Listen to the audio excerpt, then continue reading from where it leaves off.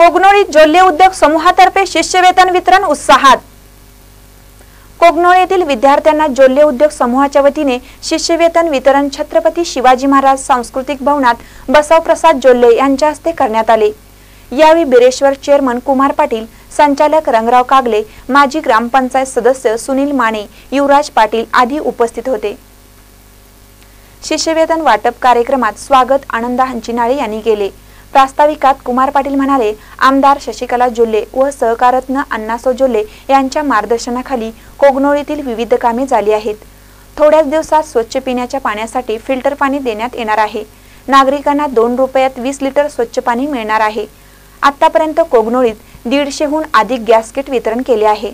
आज 240 मुलांना शिष्यवेतन देण्यात येत आहे, अशी माहिती त्यांनी दिली। यावेळी नंदू ढाले, कुमार भटकर, तुकाराम पाटील, धनाजी कागले आदींसह विद्यार्थी पालक उपस्थित होते। महानगर न्यूज साठी कोगनोळीहून शिवाजी भोरे।